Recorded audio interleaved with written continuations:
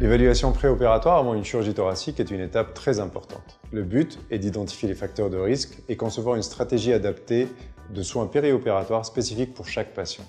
Cette évaluation commence par la stratification du risque cardiaque. On fait la distinction entre le risque lié à la chirurgie et le risque lié au patient. Les procédures chirurgicales thoraciques typiques présentent un risque de complications cardiaques intermédiaire, c'est-à-dire entre 1 et 5% de complications, à l'exception des pneumonectomies qui sont classées à haut risque et des résections mineures sous vidéothoracoscopie qui sont classées à risque faible. Le risque lié au patient est évalué par 3 items: l'examen clinique, l'évaluation de la capacité fonctionnelle et le recours à certains tests non invasifs tels que l'ECG, les biomarqueurs cardiaques, l'échographie cardiaque éventuellement. On peut intégrer également dans notre évaluation l'indice de risque cardiaque thoracique révisé.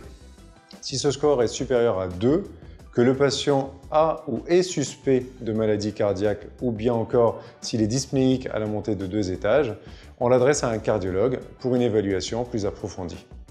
En chirurgie thoracique, il est essentiel de prendre en compte les particularités physiologiques, notamment liées à la ventilation unipulmonaire, qui entraîne une hypoxie, une hypercapnie et une redistribution de la perfusion pulmonaire, qui, selon certaines études, entraîne une réduction de 25% de la fonction ventriculaire droite en per- et en post-opératoire. Il faut donc rechercher et prendre en compte une éventuelle insuffisance cardiaque droite avec ou sans hypertension pulmonaire, qui peut être liée, par exemple, à une BPCO ou à une maladie pulmonaire interstitielle. Ces patients ont un risque de mortalité et de complications post-opératoires cardiaques et respiratoires significativement plus élevé. D'où l'importance de l'échographie préopératoire pour confirmer le diagnostic, sachant que la dyspnée à l'effort peut être le seul symptôme d'une hypertension pulmonaire. L'étape suivante est l'évaluation de la fonction respiratoire.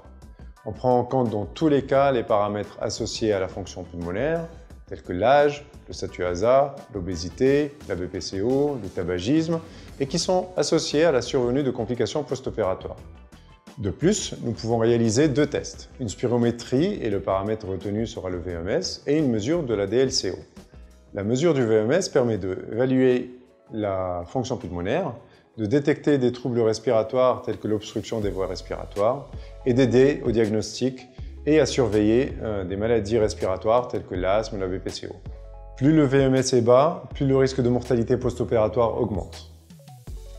Si le VMS apprécie la mécanique ventilatoire, la DLCO permet d'évaluer la contribution du volume pulmonaire aux échanges gazeux, la diffusion alvéolo-capillaire des gaz et la qualité de perfusion pulmonaire.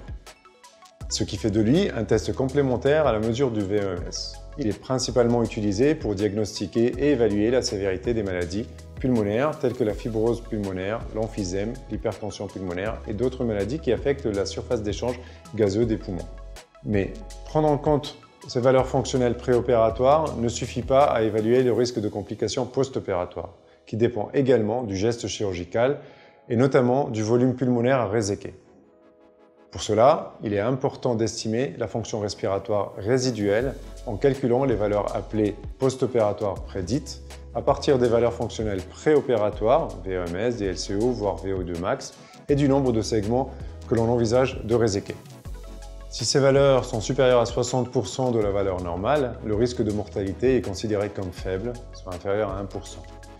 Quand le VMS et ou la DLCO post-opératoire prédit sont inférieurs à 40% de la valeur théorique, le risque opératoire augmente. On intègre alors un nouveau test qui est une exploration fonctionnelle à l'exercice, comme le test de la navette. Il existe une corrélation entre la distance parcourue à chaque niveau en 1 minute et la VO2 max. Quand le patient arrive à faire 25 navettes, soit 250 mètres, cela équivaut à une VO2 max supérieure à 15 ml par kilo et par minute. Un VMS et une DLCO post-opératoire prédit inférieur à 40% et une valeur théorique de la VO2 max inférieure à 15 ml par minute et par kilo représentent un risque élevé, quel que soit le type de chirurgie. Évaluer seulement la fonction cardiaque et respiratoire ne suffit pas avant une chirurgie thoracique.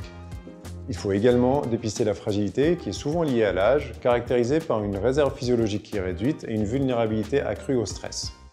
C'est un syndrome qui peut influencer le pronostic et les complications post-opératoires.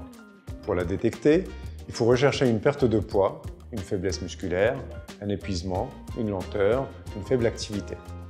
On y associera des tests cognitifs. Le pronostic d'un patient fragile peut être amélioré par une préhabilitation multidisciplinaire, d'où l'intérêt de dépister cette fragilité avant l'intervention.